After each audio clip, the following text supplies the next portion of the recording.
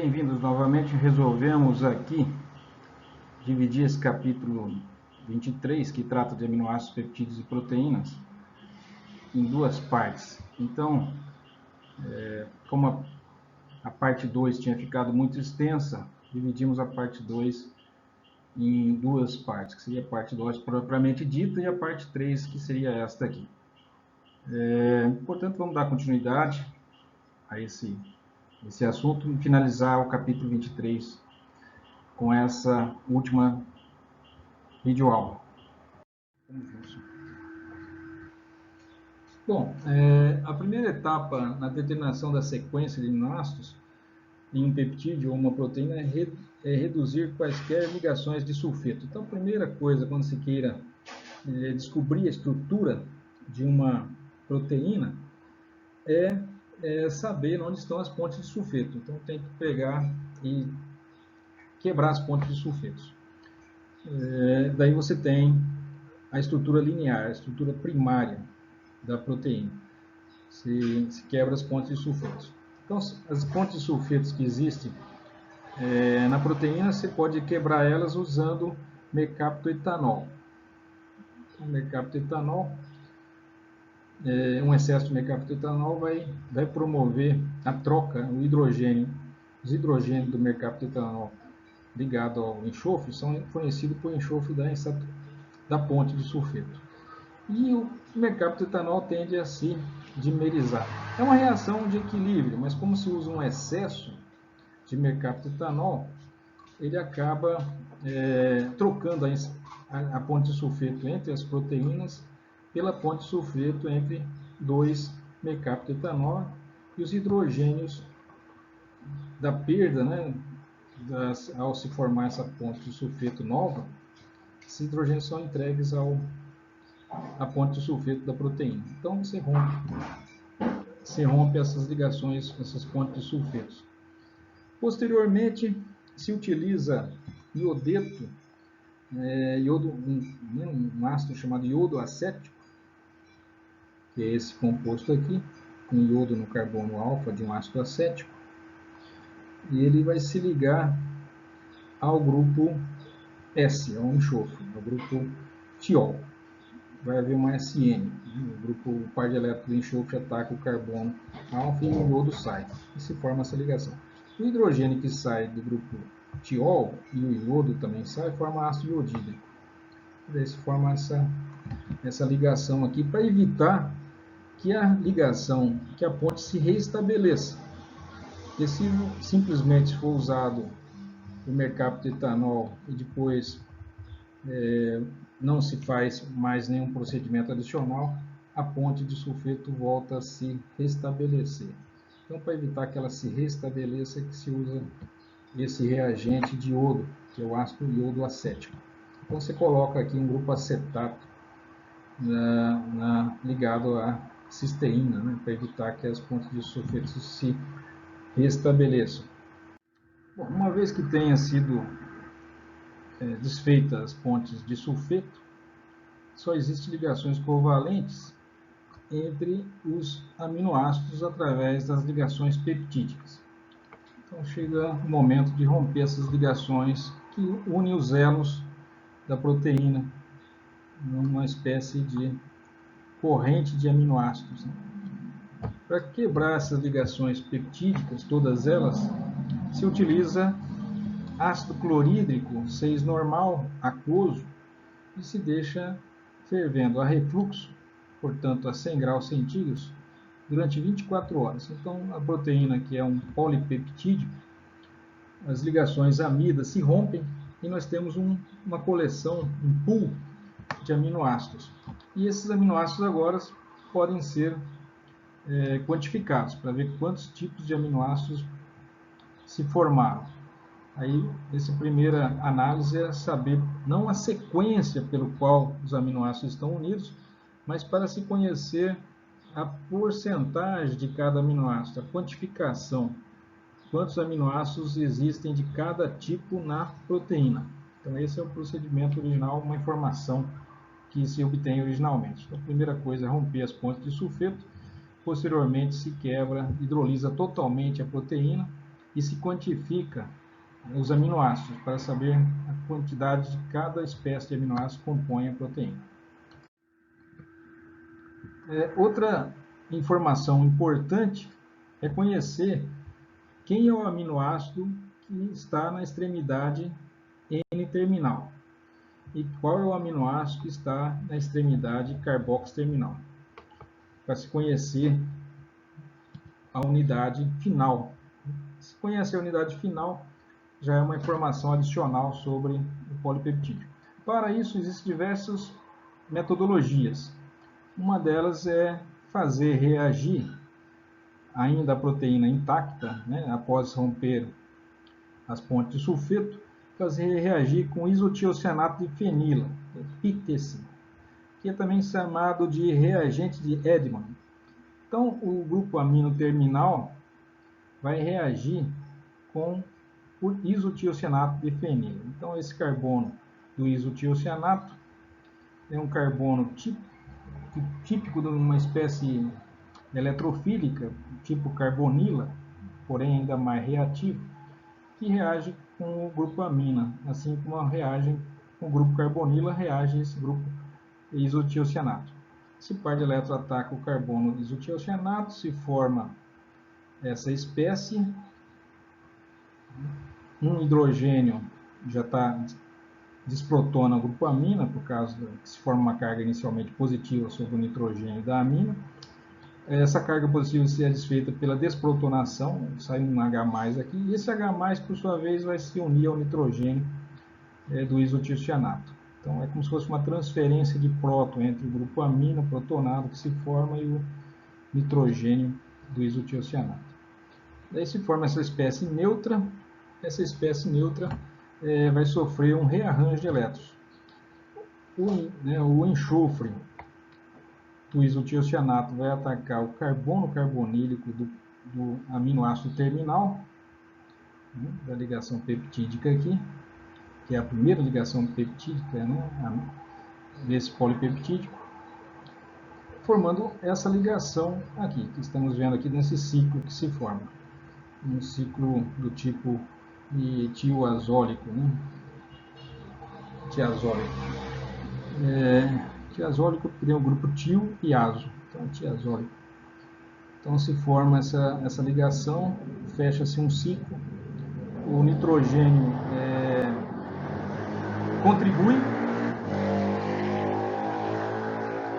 contribui para esse ataque, quando um par de elétrons da tiocarbonila se liga ao carbono carbonílico do aminoácido, um par de elétrons do nitrogênio vem para compensar, para dar assistência a esse ataque.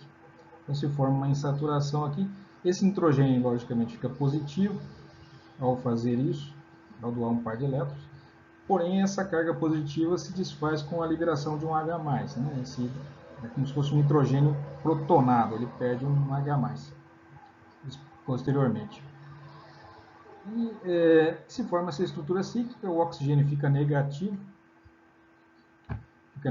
porque ao sofrer um ataque do enxofre ao carbono carbonílico, os par de elétrons sobem por ressonância vão para o oxigênio da carbonila. Esse oxigênio fica negativo, assim como o nitrogênio positivo.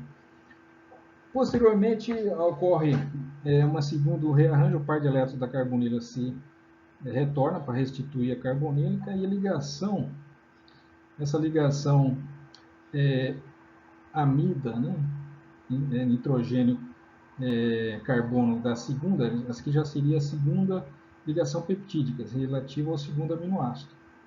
Essa ligação ela se desfaz. Note que o aminoácido original agora está no ciclo. Formou esse sistema cíclico aqui, o grupo R do primeiro aminoácido está ligado a esse ciclo.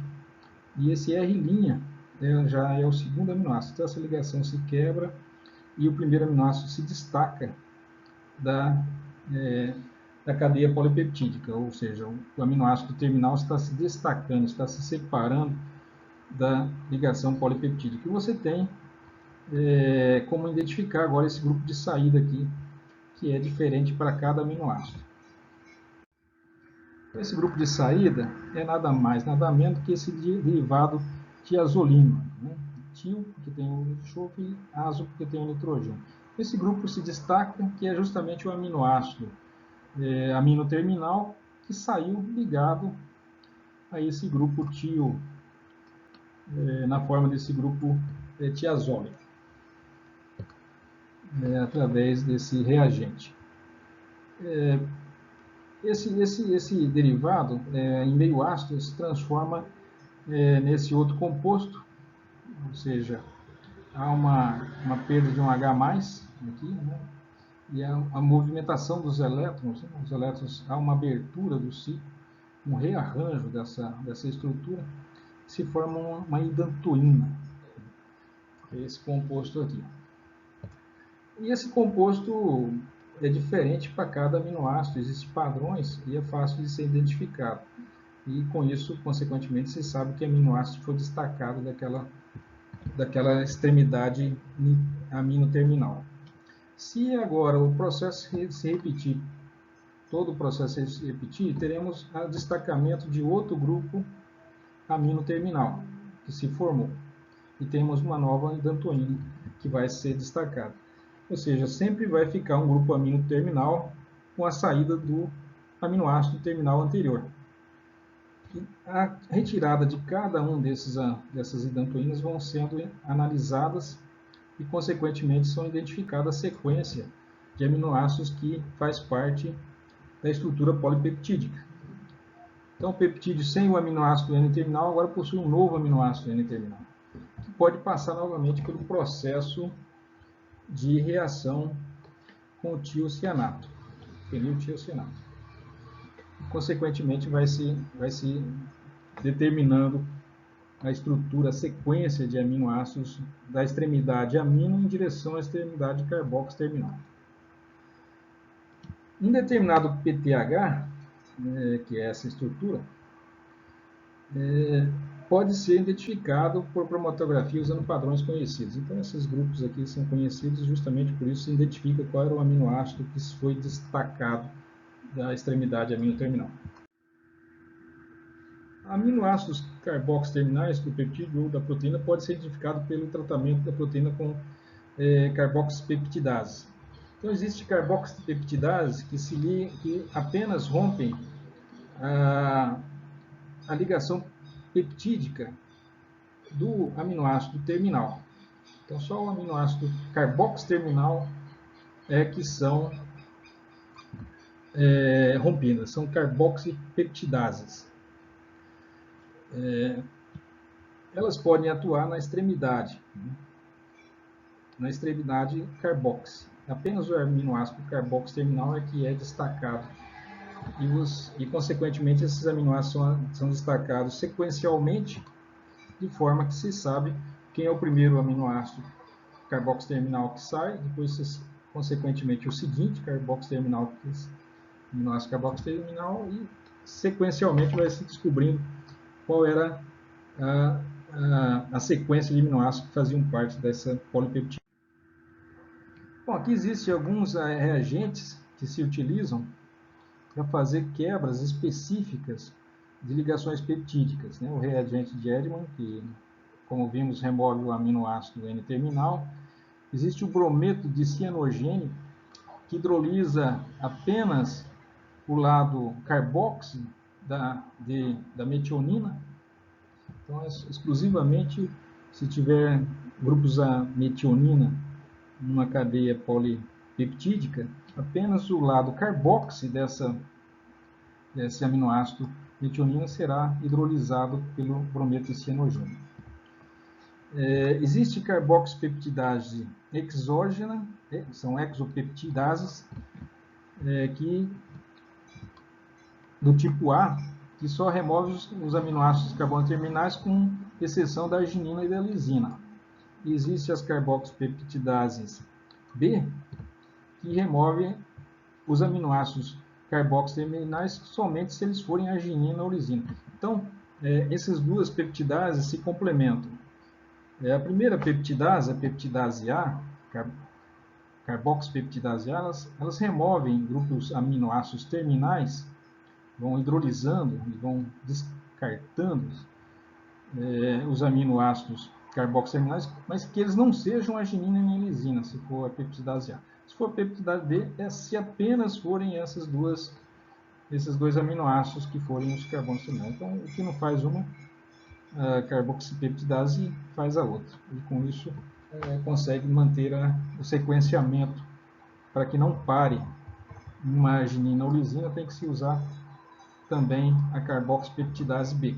Elas são chamadas de exopeptidases porque elas atuam sobre as extremidades, ou seja, a extremidade carboxi, no final da cadeia, o aminoácido final da posição carboxi. Existe a endopeptidase, que atuam sobre ligações peptídicas no meio da estrutura, não é nem na extremidade aminoterminal, nem na extremidade carboxiterminal. Essas endopeptidases atuam sobre ligações peptídicas dentro da cadeia polipeptídica. Então, existe as que hidrolisam no lado carboxi da arginina e da lisina, que é a tripsina, e existe a quimiotripsina, que hidrolisa a extremidade carboxi de aminoácidos que contém anéis aromáticos, que seria fenilalanina, triptofano, tirosina. Existe a elastase, que é uma enzima que hidrolisa a ligação carboxi, né, ou seja, de aminoácidos glicina e alanina. Notem que a glicina e a alanina dentro de uma cadeia, assim como qualquer aminoácido dentro de uma cadeia, está ligado de um lado pelo grupo amino, pelo lado do início da cadeia, pelo lado amino, e em direção ligado um grupo carboxo em direção à extremidade carboxo terminal. Então ela está ligada com um grupo amino pela esquerda e um grupo carboxo pela direita. Então a ligação que se quebra é a ligação que une a glicina, através de sua terminação carboxo da glicina, grupo carboxílico da glicina, com o aminoácido seguinte, seja ele qual for. O mesmo com a alanina. A alanina, dentro de uma cadeia polipeptídica, está ligado pelo lado da nascente da cadeia, por uma ligação do tipo amino, e para o lado direito, por uma ligação carboxi. Então ela só vai quebrar a ligação carboxi. O brometo de cianogênio hidrolisa a ligação amida no lado carboxo tem um resíduo de metionina, só exclusivamente metionina. Então está aqui a metionina. Notem que quando dispomos uma cadeia polipeptídica, convenciona-se irmos da extremidade esquerda amino terminal em direção à extremidade direita carboxo terminal. Então aqui no final teríamos um grupo carboxila livre, grupo CO2H, né? E aqui no início teríamos o grupo amino livre, um NH2 do aminoácido. Então essa convencionou-se que vai da direção amino terminal em direção a carboxo terminal. Isso numera, começando do grupo carboxo, numera o carbono número 1, o aminoácido número 1, em direção aos aminoácidos do lado esquerdo. No caso aqui, a metionina, quando está presente, ela vai ser ligada pela extremidade carboxo terminal da metionina. Vai ser ligada aqui, não na extremidade amino terminal, que seria a que fica do lado esquerdo do aminoácido. Se quebra a ligação amida que está do lado direito, que é a ligação carboxo terminal dessa metionina. E a extremidade amino terminal fica do lado esquerdo do aminoácido. Então, o brometo de cianogênio quebra a extremidade carboxi, né, terminal da ligação metionina com o aminoácido que estiver na sequência, seja ele qual for. Aqui está o mecanismo da ação do brometo cianogênio, que atua exclusivamente na porção, quebrando essa ligação amida, ou chamada também ligação peptídica, de aminoácidos metionina. Então a metionina é esse aminoácido que tem esse resíduo com enxofre, tioéter aqui, e é exclusivamente por causa desse enxofre tioéter que essa ligação, essa ação do brometo cianogênio funciona. O enxofre é um bom nucleófilo, tem pares de elétrons, E o carbono do cianogênio ele é bastante eletrofílico, porque tem uma tripla ligação com o nitrogênio e um bromo, que é um bom grupo de saída. Então acontece um ataque nucleofílico do enxofre ao carbono do cianogênio, se forma essa estrutura, o bromo sai na forma de brometo, forma esse sal, o enxofre fica positivo e o cianogênio e o bromo que saiu negativo. Se forma esse sal e essa ligação peptídica carbox terminal para a metionina se desfaz com a assistência do nitrogênio do aminoácido seguinte, seja ele qual for. Então, esse nitrogênio estabelece uma dupla ligação que permite que o oxigênio da carbonila, do grupo carbox terminal aqui da metionina, ataque o carbono metilênico ligado ao enxofre da própria ramificação lateral da metionina, e isso vai permitir que a ligação, o enxofre se rompa, a ligação enxofre se rompe, se liberando esse grupo cianogênio ligado ao enxofre. Daí se forma essa estrutura com a saída desse grupo cianogênio ligado ao enxofre, e se forma esse sistema cíclico. E o nitrogênio aqui que deu assistência, que é da ligação peptídica, que é essa ligação, agora é uma ligação peptídica se forma uma dupla ligação. O nitrogênio ficou positivo, ele se desfaz dessa ligação positiva liberando um H+. A ligação se desfaz. Aqui é uma hidrólise, na verdade, essa ligação é rompida através da hidrólise, forma um grupo carboxílico aqui. Ou seja, é nada mais do que uma hidrólise de uma imina. Uma imina aqui. Mas daí existe um mecanismo, né? Um H+ sai, depois acontece um ataque de uma molécula de água a esse carbono carbonílico, até haver a liberação a ruptura dessa ligação. Essa ruptura, ela inicialmente forma essa lactona, e essa lactona se abre, que é um éster cíclico, né? O éster cíclico se desfaz, meio ácido ainda, em meio aquoso ácido, ele primeiro se forma e depois se desfaz. Aqui é uma lactama, né? O nitrogênio seria uma lactama, uma espécie de lactama. Aqui já é uma lactona. Essa lactona se abre, meio ácido, e as moléculas finalmente se quebram. Né? Aqui havia a porção carbox terminal da metionina está livre. Então a cadeia peptídica que queda, fica para o lado esquerdo, se separa da porção polipeptídica que está do lado direito. E se forma essa estrutura aqui, resultante dessa quebra. Ou seja, essa estrutura aqui é a mesma que essa aqui. Só houve a ruptura mesmo da ligação peptídica do carbox terminal da metionina. Estrutura secundária de proteínas. A estrutura primária é aquela decorrente da sequência de aminoácidos. Nada mais é do que aquelas ligações amidas sequenciais que formam estruturas planas, né? Devido ao carbono sp2, a ligação parcialmente dupla das ligações amidas, né? As ligações peptídicas têm caráter parcial de ligação sp2, né? Ligação pi entre carbonos sp2 e nitrogênio sp2. Então aqui lá é a estrutura primária. Aquela sequência, aquela corrente de aminoácidos primários podem sofrer enovelamentos em espiral, em folha pregueada, em diversos arranjos. Então a estrutura secundária descreve a conformação dessa sequência primária, dos segmentos do esqueleto da cadeia peptídica ou da proteína. Devido a interações dos grupos R, normalmente é possível que algumas conformações estruturais da sequência linear sejam favorecidas. Então, 3 formas podem ser adquiridas pela estrutura primária, ou seja, a sequência de aminoácidos podem adquirir planaridade regional ao redor de cada ligação peptídica, que é aquela característica de ligação pi.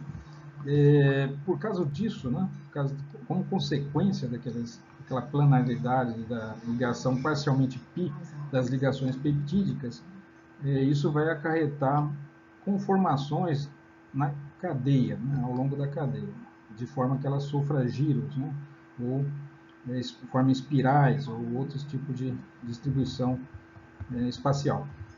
De forma, também elas adquirem modificações de forma a maximizar o número de grupos peptídicos que participam da ligação hidrogênio. Então, o grupo peptídicos tem os grupos R, e esses grupos R podem fazer pontes de hidrogênio. Então, para aproximar dois grupos R, né, dois resíduos de aminoácidos com cadeias laterais que possam fazer pontes de hidrogênio, essa estrutura primária pode sofrer umas conformações, umas modificações estruturais de forma a aproximar cadeias laterais de aminoácidos adjacentes ou até mesmo nas proximidades, para que se estabeleça pontes de hidrogênios.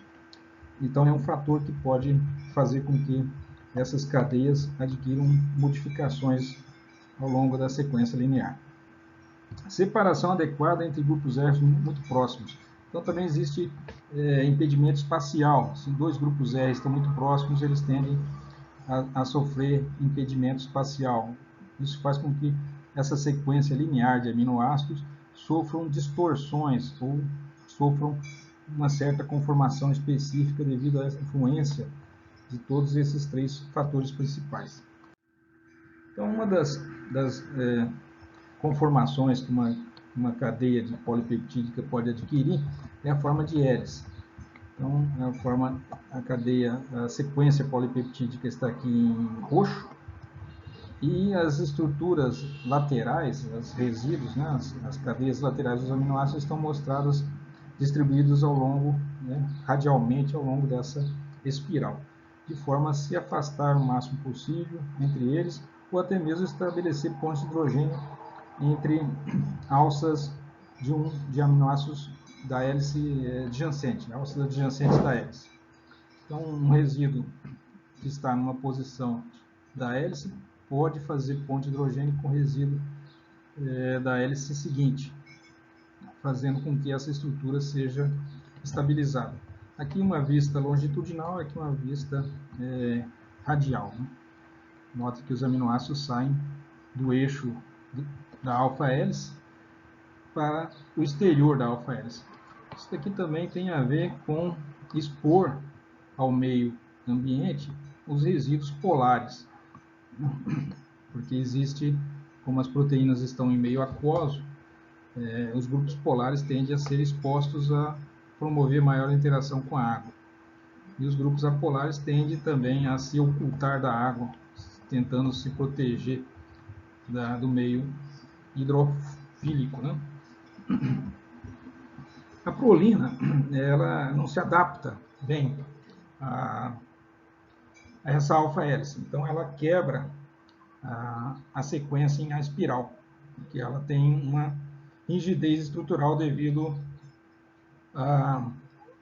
ao sistema heterocíclico que ela possui em sua estrutura, que é uma estrutura tipo pirrolidina. Bom, aqui nós temos outra disposição estrutural do tipo estrutura secundária, em que as cadeias de aminoácidos elas passam a ficar paralelas umas às outras. Né? Então elas estão, por exemplo, indo no sentido, as duas podem estar no mesmo sentido, indo em direção à extremidade N-terminal. É claro que isso aqui deve ser haver uma alça em algum lugar, para que elas retornem paralelamente em direção, de forma a ficar paralela uma à outra. Ou elas podem estar em sentidos contrários. Ela está indo do sentido N-terminal em sentido carboxy-terminal e a outra está voltando em direção à extremidade carboxy-terminal. Então, isso as duas formas são possíveis. Note que é uma sequência de aminoácidos indo em uma direção, elas sofrem dobras e depois, de alguma forma, ela volta na mesma direção, ficando paralela umas às outras, formando uma estrutura em folha, né? Folha pregueada beta. Então, existe aqui situações em que elas estão paralelas, quando elas estão apontando na mesma direção ou em direções opostas. Ambas as possibilidades existem. Sempre são estabilizadas por ponte de hidrogênio entre as duas cadeias. E como são essas ligações peptídicas, são do tipo parcialmente duplas, tem um caráter de ligação dupla, elas são planares, né? Então são umas estruturas planas de um lado, estruturas planas do outro, formando aí, elas estão paralelas umas às outras, estabilizadas por ponte de hidrogênio, tanto paralelo como antiparalelo.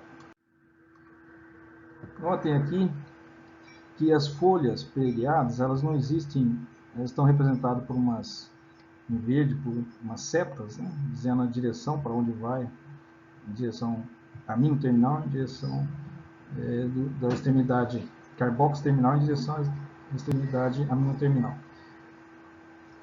Então, elas estão aqui, sempre existe aos pares essas folhas preguiadas. Aqui tem uma, estando paralela, essas duas aqui, primeiro, são do tipo antiparalelas, essa aqui está para baixo, e essa aqui para cima. Essa aqui para a direita, e essa aqui, não dá para ver o sentido aqui, não ficou claro, elas estão paralelas. Essa outra está paralela a essa. Então a proximidade dessas folhas preguiadas são sempre aos pares, né?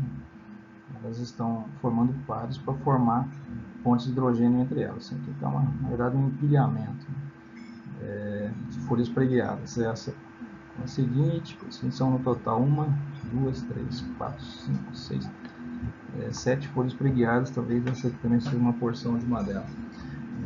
As hélices, do tipo alfa-hélice, são mostradas em roxo, né? São estabilizadas por outro tipo de ligação. Normalmente essas quebras de estruturas alfa são provocadas por prolina, que impede que a hélice se perpetue. E existem ainda umas porções que não são nem alfa-hélice nem folha preguiada, que é o restante da estrutura. Normalmente 50% está na forma estruturada em alfa-hélice ou folha preguiada, e o restante 50% estão na sua forma ainda indefinida, que são muito difíceis de classificar. Aqui temos uma proteína que são uma estrutura globular, e existem proteínas fibrosas, que não se dispõem espacialmente na forma globular. Essa aqui normalmente as enzimas são em forma globular. Então aqui temos alguns exemplos de ligações que estabilizam a estrutura terciária de uma proteína. A estrutura terciária já é a maneira como essas alfa-hélices e folhas preguiadas se dispõem espacialmente. Elas podem aí estar adquirindo aí a estrutura total da proteína, né? Que seria a disposição entre todos os elementos da estrutura primária e secundária, espacialmente como que se dispõe isso. Então aqui, internamente, as alfa-hélices podem ser estabilizadas por ponte de hidrogênio entre os elos da alfa-hélice, entre as voltas da alfa-hélice. As folhas preguiadas também são estabilizadas por pontes de hidrogênio, né? E diversas porções da estrutura da proteína pode estar estabilizada por pontes de hidrogênio ou pontes salinas, pontes de hidrogênio também, inclusive pontes de sulfeto também, que faz com que a molécula adquire uma conformação espacial adequada, né? Isso daí faz parte da estrutura terciária da proteína, ou seja, o conjunto de alfa-hélices e folhas preguiadas, a disposição espacial de todo o sistema. E a estrutura quaternária é quando existe mais de uma proteína unida a outra, como se fosse um globo, a hemoglobina, por exemplo, que é formado de 4 unidades miosinas. Então, quando uma proteína globular ou não se une a outra proteína globular ou não, elas formam um dímero. Daí temos a estrutura quaternária, ou seja, são a maneira como uma cadeia polipeptídica se une a outra cadeia polipeptídica. Então, a estrutura terciária é definida pela estrutura primária, né? Tudo é consequência da estrutura primária. As interações estabilizantes incluem ligações de hidrogênio, ligações eletrostáticas e interações hidrofóbicas. Ligações de sulfeto são as únicas ligações covalentes que podem ser formadas quando uma proteína é dobrada. Então, além das ligações peptídicas, as únicas ligações covalentes são as ligações de sulfeto. O resto é ligação por ponto de hidrogênio, interações de Van der Waals, ligações do tipo salina, né, entre íons de sinais contrários, dos resíduos de aminoácidos. As proteínas que têm mais de uma cadeia polipeptídica são as chamadas oligômeros. Né? Então, se existe uma cadeia polipeptídica, com sua estrutura primária, secundária e terciária, ela pode se unir com outra proteína também, que possui essas mesmas estruturas, formando um dímero, ou um trímero, ou um tetrâmero, né? E daí são chamados oligômeros. No caso aí, quando tem dois, é um dímero, um trímero, né? E assim por diante.